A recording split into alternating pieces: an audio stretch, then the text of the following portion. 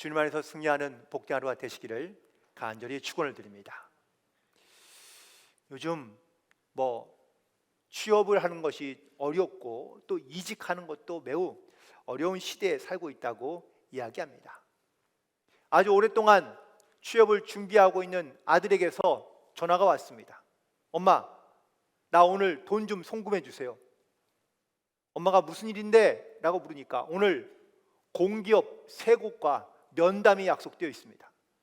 저에게 또 용돈이 필요해요 라고 이렇게 돈이 필요하다고 요구하자 늘 합격을 못하고 심사에서 면접에서 떨어지는데 흥분한 엄마가 그래 돈을 보내줄게. 근데 미안하지만 어느 곳이랑 면접을 하니? 라고 물었더니 네, 내일 가스공사, 한전, KT인데요 요금이 밀렸어요 라고 이렇게 대답했다는 겁니다. 어쩌면은 우리가 세상에서 살아가는 어떤 사용할 내 삶에 필요한 수많은 것들이 있는데 그 수많은 것들을 속에서 내가 정말 필요한 것들에 혹은 또 나에게 주신 것들에 사실 우리가 늘 감사하며 살고 있긴 하지만 우리는 내 안에 감사할 할 것들보다 사실은 내게 없는 것들을 우리는 더 많이 생각하며 살아가는 경우도 다시 있을 수 있습니다. 특별히 연말연시를 맞이하면서 우리의 삶을 한번 돌아볼 수 있는 그런 시간이 있기를 간절히 소망하는데 영국의 크리스천 투데이라는 이러한 일간지가 있는데 여기에 아주 꼭 지금 우리에게 필요한 그러한 기사가 있어서 혹은 내용이 있어서 소개해 드리려고 그러는데요.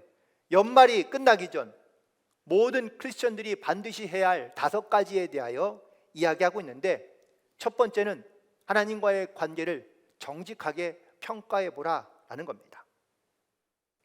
우리 삶에서 가장 중요한 것 중에 하나는 바로 하나님과의 영적인 관계입니다. 내가 이것을 소중하게 여기고 그 하나님과의 관계를 내가 잘 지켜 행하면 내가 그리스도로 살아갈 때에 이 땅에 하나님 앞에 내가 부끄럽지 않는 삶을 살아갈 수 있는 줄로 믿습니다. 그래서 연말 올 한 해가 지나가기 전에 반드시 내 영적인 삶의 모습을 한번 하나님 앞에 고백하고 평가를 받아봐야 된다라는 것이죠. 나는 하나님 말씀에 잘 순종했는지, 나는 하나님과의 영적인 교제 가운데 잘 자라왔는지, 아니면 내 안에 정말 그리스도가 살아있는 것을 내가 믿음으로 고백하며 또한 이것을 증거하고 있는지, 하나님과의 관계에서 정직한 평가를 통하여 지금 내 삶의 위치, 내 믿음의 위치를 반드시 돌아볼 수 있게 되기를 간절히 소망합니다. 두 번째는 고백하지 않은 죄가 있다면 반드시 회개하고 그리고 돌이켜야 한다라는 겁니다. 오늘이 마침 내 마지막 날인데요. 오늘 만약 지금까지 있었던 내 모든 죄를 회개하지 않는다면 다시 내년으로 넘어가는 건 아닙니까? 그러니 지난 1년을 한번 돌이켜보고 혹시라도 내 안에 회개하지 못하거나 고백하지 못한 죄가 있다면 반드시 오늘 이 시간을 통하여 죄의 고백을 하고 또한 난 아무리 생각해봐도 죄가 없다라고 생각하는 분들이 계신다면 그러면은 나에게 죄를 피할 수 있는 은혜를 주신 하나님께 감사함으로 그리고 그 자유함을 누리며 살아갈 수 있는 그러한 여러분이 되기를 간절히 소망합니다. 또한 세 번째는 기도의 응답에 대하여 체크해 보아야 한다는 겁니다. 혹시 여러분들 올 초에 여러분들이 함께 하나님 앞에 기도했던 기도의 제목들을 여러분들 다 갖고 계십니까?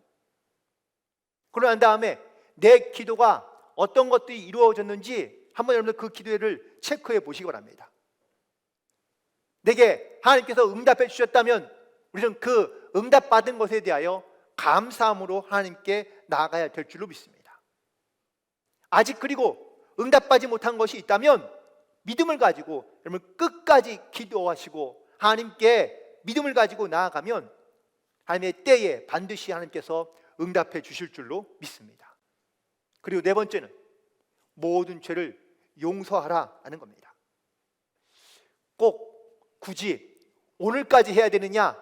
네, 내년을 넘기지 마시고 오늘 그리고 이 마지막 날 여러분 마음 가운데 있었던 마음을 불편하게 만들고 힘들게 했던 모든 것들을 다 내려놓고 그리고 지난 일을 돌아보며 나에게 상처 주었던 사람, 힘들게 했던 사람, 불쾌감을 느꼈던 사람, 여러분들 이런 것들을 스스로 인정하고 그리고 하나님 앞에 그를 맡기며 용서하시기 바랍니다. 용서. 내가 다른 사람에게 용서한다는 말을 굳이 들을 필요가 없습니다. 지금 이 자리에서 내가 용서하면 바로 용서가 되기 때문입니다. 따라서 마음에 여전히 남아있던 모든 미움과 그리고 또한 이런 어떤 악함을 다 내어버리고 오직 주님의 사랑으로 충만하여 나아갈 수 있는 그러한 저와 여러분이 되기를 간절히 소망합니다. 그리고 마지막 다섯 번째는 과거를 버려라 라는 겁니다.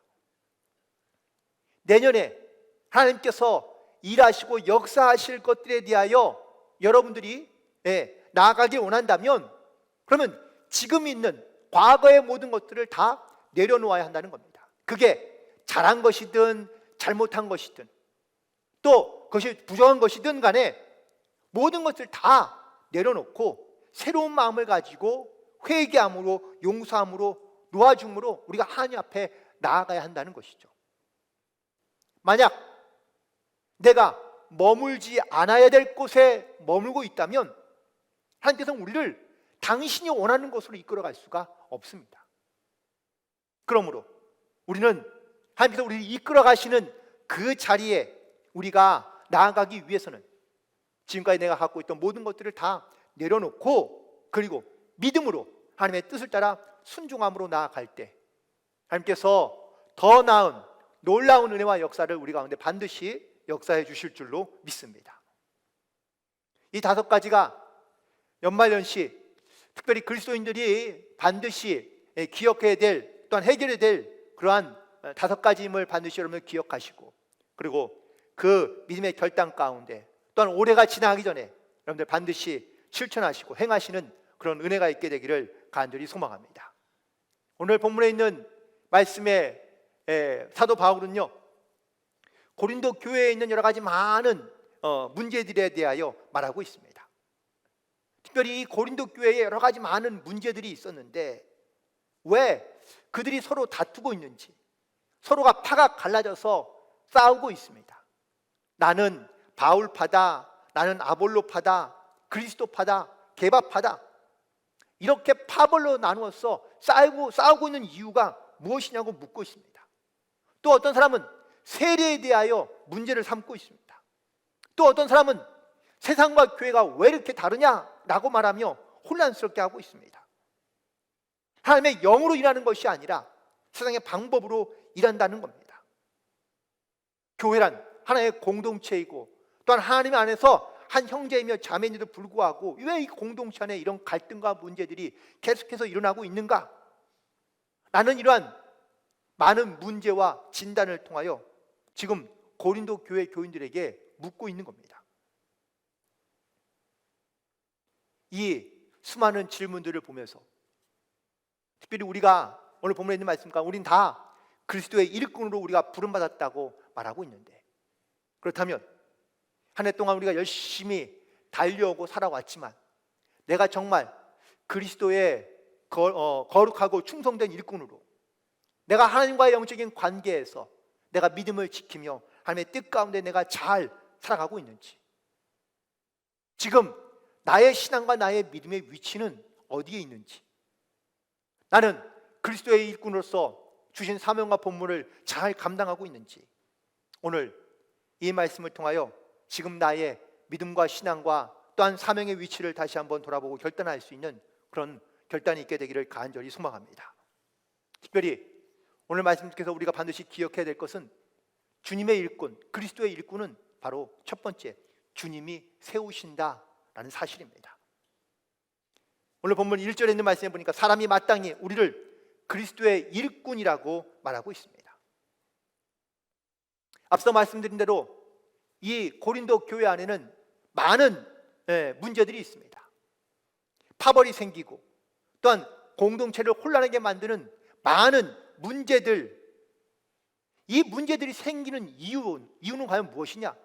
바로 교회의 중심에, 신앙의 중심에, 믿음의 중심에 예수님이 있지 않고 자꾸 자기가 자기가 주인 되기 때문이라는 겁니다. 여기서 말하는 일꾼은 히브리어로 휘페레테스를 말하고 있습니다. 이 휘페레테스는 두 가지의 단어가 합성된 단어인데, 먼저 휘포라는 노를 젓는다 라는 단어와, 그리고 아레소라는 바로 노를 젓는, 아래에서 노를 젓는다라는 그런 의미를 갖고 있는데요. 여러분들, 배 아래에서 노를 젓는 사람은 과연 어떤 사람일까요?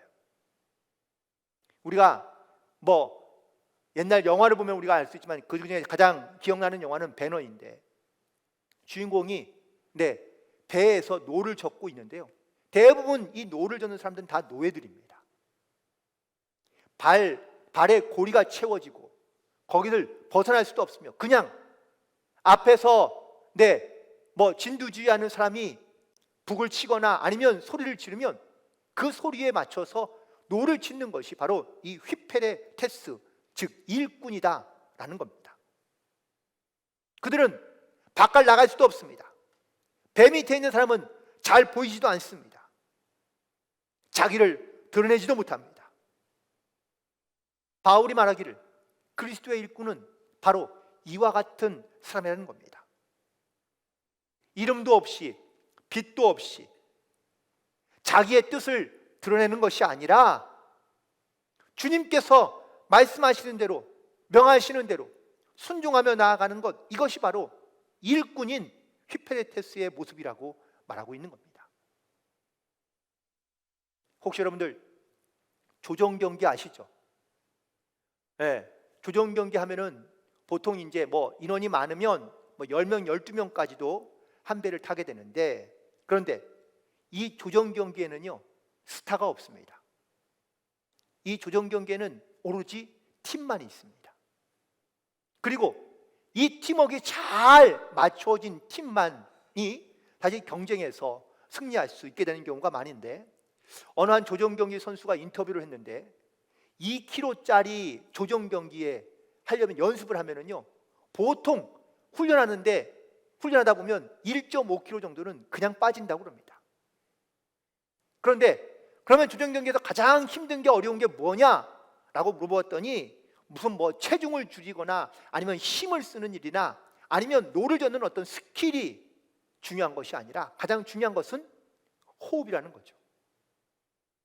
거기에 있는 모든 사람들이 다 함께 그 키를 맡고 있는 그런 어떤 콕스라는 그 키를 붙잡고 있는 사람과 더불어서 한 호흡으로 함께 밀고 당기고 해야, 그래야 힘이 들지 않고 혹은 또 거기에서 속도와 균형을 잃어버리지 않을 수 있기 때문이라고 말합니다. 이 조정경기 하나에도 이렇게 사람들이 마음이 하나가 되고 또한 온 중심이 하나가 되어 나아가는 것이 중요한데, 우리가 하나님의 일꾼이라고 말하면서 나는 하나님의 뜻과 말씀대로 행하는 것이 아니라 내 생각과 내 마음대로 행하고 나아간다면 과연 우리가 그리스도의 일꾼이 될 수 있느냐? 또 조정경기에는 매우 중요한 것은 키를 잡고 있는 사람입니다. 다른 사람들은 다, 조정 선수들은요 다 그 키를 붙잡고 있는 이 사람을 콕스라고 얘기하는데, 이 사람을 바라보면서 노를 젓습니다. 이 사람은 구령과 함께 키를 조정하는데 그 키를 조정하기에 따라서 방향이 달라진다는 겁니다. 휘페레테스 노예들도요 자기 마음대로 노를 젓는 게 아닙니다. 구령을 붙이는 사람을 바라보고 그 구령에 맞춰서 노를 젓는 겁니다. 그렇다고 노를 열심히 쳐온다면 자기가 원하는 방향으로 갈 수 있느냐? 아니요. 키를 붙잡고 있는 사람에 의해서 방향이 결정되어 나아간다는 겁니다. 우리가 휘페레테스 일꾼이라는 것은 내 인생이, 내 삶이 내가 원하는 대로, 내 방향대로 가는 것이 아니라 하나님께서 가게 하시는 방향대로, 주님이 원하시는 방향대로 가는 것을 의미하고 있는 겁니다. 때로는 그 방향이 힘들고 어려울 수도 있습니다. 하지만 한 마음으로 노를 저어가면 주님께서 우리의 인생의 방향을 또한 하나님께서 복되게 하시고 아름답게 하시는 그러한 하나님이 뜻하고 원하시는 방향으로 우리 모두가 나아갈 수 있게 될 줄로 믿습니다. 다시 한번 내 인생의 방향에 키를 붙잡고 계시는 그 주님께 우리가 우리의 모든 삶을 맡기며 하나님의 일꾼으로 충성되게 하나님의 뜻을 이루어갈 수 있는 그런 저와 여러분이 되기를 간절히 소망하며 축복합니다. 두 번째, 일꾼이란 바로 하늘의 비밀을 맡은 자라고 말씀하고 있습니다. 오늘 본문 1절에 있는 말씀이죠. 하나님의 비밀을 맡은 자로 여기라고 말하고 있습니다. 그럼 하나님의 비밀은 과연 무엇일까? 하나님께서 우리에게 주시는 비밀은 바로 십자가 사건입니다. 많은 사람들은 이 십자가가 무슨 의미가 있냐고 묻습니다. 고린도전서 1장 18절에 있는 말씀에 보면 이렇게 말합니다. 십자가의 도가 멸망하는 자들에게는 미련한 것이지만 구원을 받은 우리에게는 하나님의 능력이라고 선포하고 있습니다.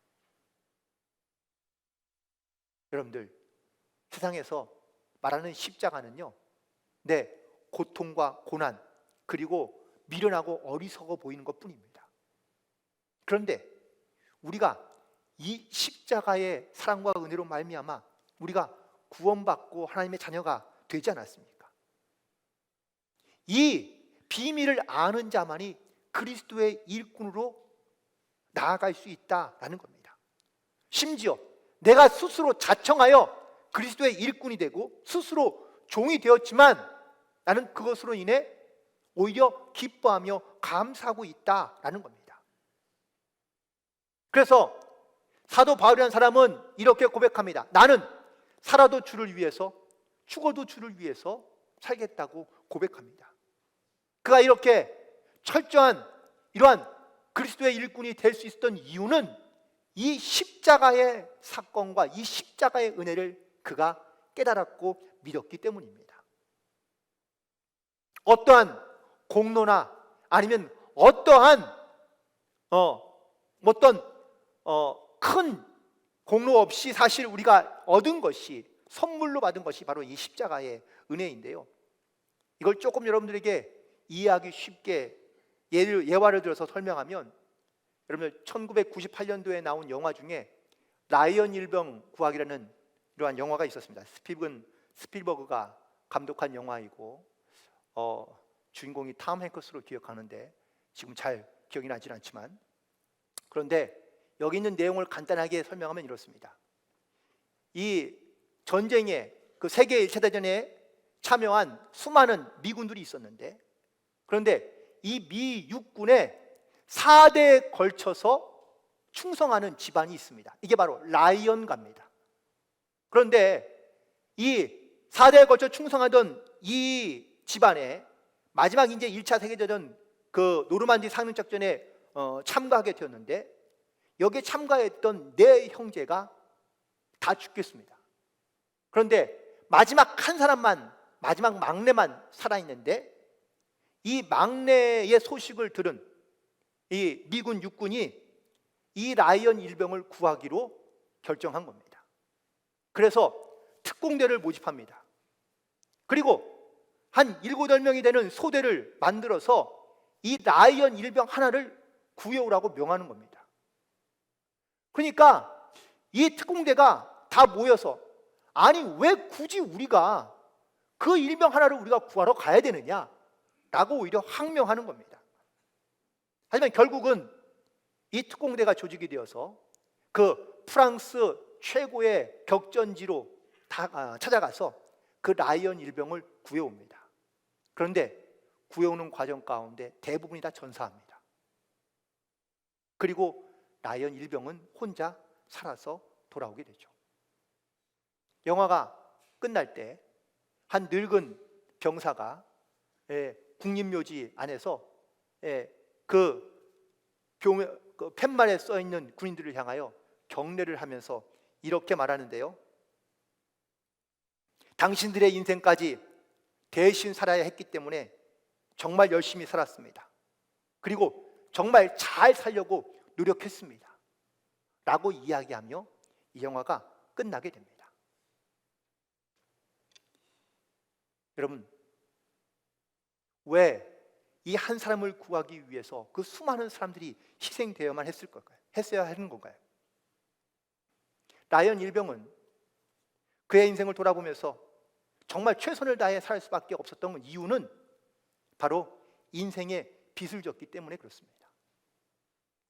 그 사람들의 희생을 통하여 자기가 지금 이 생애를 누리며 살고 있다라는 것에 대한 감사와 빚진 마음으로 살고 있던 것이죠.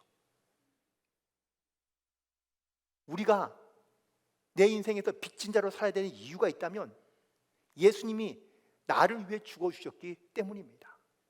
우리도 예수님 앞에 인생을 빚진 자처럼 살아가야 된다는 겁니다. 사랑의 빚을 지고 있고 은혜의 빚을 지고 우리가 살아가고 있다라는 것이죠. 그런데 이 은혜와 사랑을 우리가 빚진 것으로 여기지 아니하고 또한 이것을 깨닫지 못하면 우리는 굳이 그리스도의 일꾼이나 아니면 십자가의 사건을 내가 알아도 이것을 나에게 가치 없고 의미 없는 것으로 여길 수밖에 없다는 것입니다.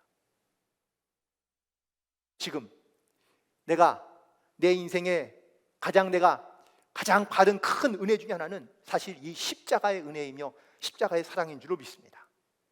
이 은혜로 우리가 지금 새로운 생명을 살고 있으며 또한 하나님의 거룩한 백성으로 살고 있다는 이 은혜를 깨닫고 우리가 온전하고 거룩하여 그리스도의 일꾼으로 하나님의 주신 사명을 잘 감당하며 나아갈 수 있는 그런 저와 여러분이 되기를 간절히 소망합니다.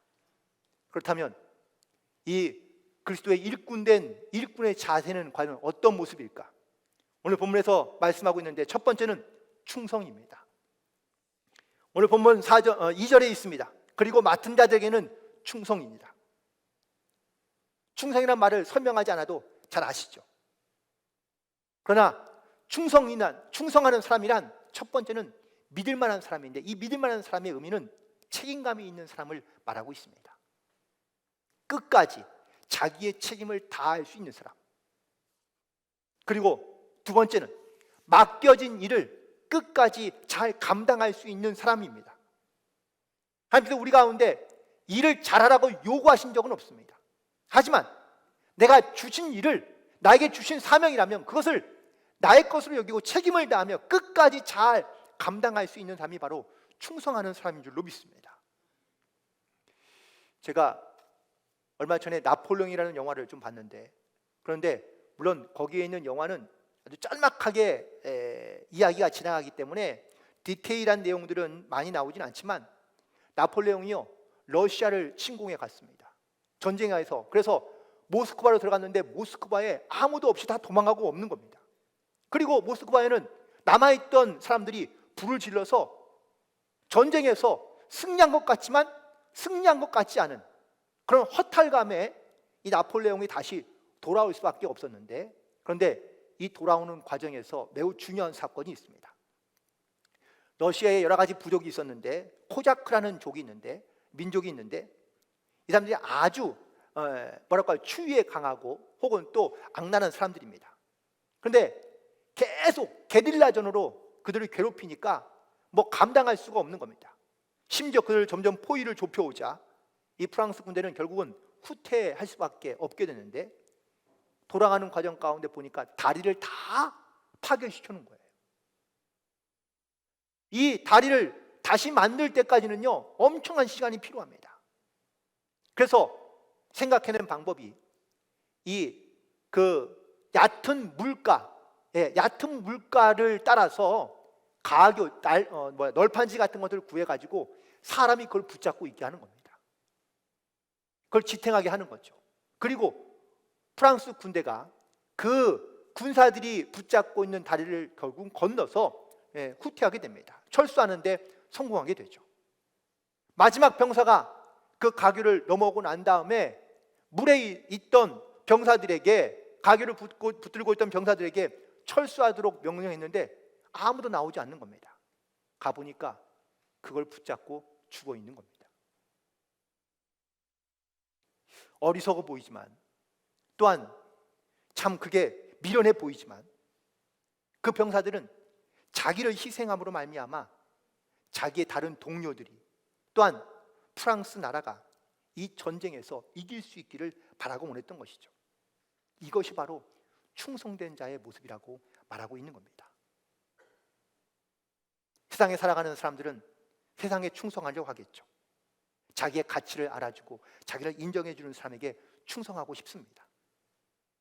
우리는, 그리스도인들은 우리가 세상에 나의 가치를 인정받기 위해서 살아가는 것이 아니라 하나님께서 내 가치와 또한 하나님의 영광을 위해 살아갈 수 있는 이러한 영적인 성도의 사명, 또한 그리스도의 일꾼으로 우리를 불러주셨으니 그 주님의 부르심 가운데 우리가 믿음으로 충성을 다하며 나아갈 수 있게 되기를 간절히 소망합니다. 그리고 두 번째는 판단하지 말라라고 말씀하고 있는데, 첫 번째는 타인에 대한 평가에 대하여 스스로 그 평가에 너무 치우치지 말라라는 겁니다. 사도 바울은 타인의 평가를 별로 이렇게 중요하게 생각하지 않습니다. 그거는 오늘 본문에 있는 말씀 3절에 보니까 작은 일이라고 평가하고 있는데요. 즉 이 말은 타인의 평가에 나는 연연하지 않겠다라고 말하고 있는 겁니다.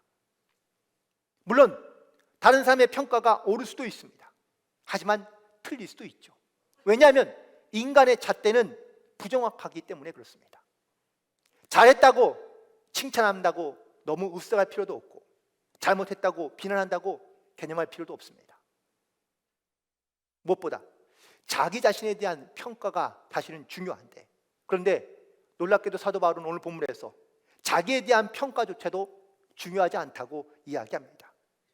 왜냐하면 내 스스로 자기를 판단할 때 내는 참 잘했다라고 자평할 수 있지만, 하지만 하나님 보시기에는 결국 그것이 옳지 않은 것일 수 있기 때문이라는 것이죠. 그래서 가장 중요한 것은 바로 하나님의 평가가 어떠하냐라는 것이 중요하다는 겁니다. 그래서 세 번째 중요한 것은 바로 하나님의 평가인데, 오늘 본문 4장 4절에 보니까 다만 나를 심판하시는 일은 주시라라고 고백하고 있습니다. 왜냐하면 주님은 나의 생각, 나의 마음, 나의 중심을 다 아시는 분이기 때문에 그렇습니다. 우리가 타인의 평가를 중요시한다면 그 사람이 보일 때만 잘하면 됩니다. 혹은 스스로 자기를 평가해 볼 때에 내가 내 나름대로 최선을 다했다라고 스스로 평가해도 사실 내 마음 가운데 감추어진, 또한 드러내지 않은 부분까지 하나님은 다 알고 계신다라고 말씀하고 있기 때문입니다. 하나님의 평가는 우리의 마음이 어디에 있는가라는 것을 중요하게 보시는데요, 이 마음은 바로 우리의 동기를 말하고 있는 겁니다. 내가 어떠한 동기로 이 일을 하느냐, 내가 어떠한 동기를 가지고, 의도를 가지고 내가 지금 이 일을 하고 있느냐라는 것이 중요하다는 겁니다. 겉으로 보기에는 고상하고 거룩한 일을 하고 있는 것 같지만 그 마음에 이기심과 자기 만족으로 충만해 있다면 그런 작은 일을 하고서도 아마 큰 일을 한 것처럼 생각할 것입니다. 하지만 하나님은 우리의 마음을 아시고 우리의 생각과 계획을 아시는 분이라고 말씀하고 있습니다. 작은 일을 하면서도 겸손한 마음을 가지고 있는 사람, 하나님은 그 사람의 마음을 보시고 또한 그 일을 하나님께서 평가하신다는 사실입니다. 오늘 말씀을 정리하면서 정말 우리가 그리스도인 일꾼으로 우리가 한 해를 살아왔다면 우리는 과연 하나님 앞에 어떠한 모습으로 서게 될지 사실 기대감이 큽니다. 오늘 본문에 있는 말씀 5절에 이렇게 말씀하고 있습니다. 그러므로 때가 이르기 전 곧 주께서 오시기까지 아무것도 판단하지 말라. 그가 어둠에 감추었던 것들을 드러내고 마음의 뜻을 나타내시리니 그때에 각 사람에게 하나님으로부터 칭찬이 있으리라 라고 말씀하십니다. 사랑하는 성도 여러분에게 이런 하나님의 칭찬을 들을 수 있는 그런 칭찬받는 성도가 되시기를 간절히 소망합니다. 우리 하나님께서 하나님의 거룩한 일꾼으로, 충성된 일꾼으로 우리를 부르셨습니다. 하나님의 비밀을 맡은 자로서 우리에게 구할 것은 충성이라고 말씀하신 그 주님의 말씀을 따라 우리가 묵묵히 나의 맡겨진 일을 잘 감당하며 그리고 신실하고 거룩한 일꾼으로 주님 앞에 나아갈 수 있게 되기를 간절히 소망합니다. 그리고 특별히 먼저 내가 나를 돌아보고 스스로 내가 어떠한 마음과 어떠한 동기를 가지고 내가 지금 하나님의 맡겨진 일들을 잘 감당하고 있는지를 다시 한번 돌이켜보아. 내가 주님 앞에 섰을 때에 부끄러움 없이 칭찬받는 거룩하고 온전한 성도로 주님 앞에 설 수 있게 되기를 간절히 소망하며, 하나님의 그 뜻을 온전히 이루기까지 우리가 최선을 다하며 주님 앞에 붙들려 나아갈 수 있는 그러한 거룩한 성도들이 되기를 다시 한번 간절히 축원을 드립니다. 기도하시겠습니다.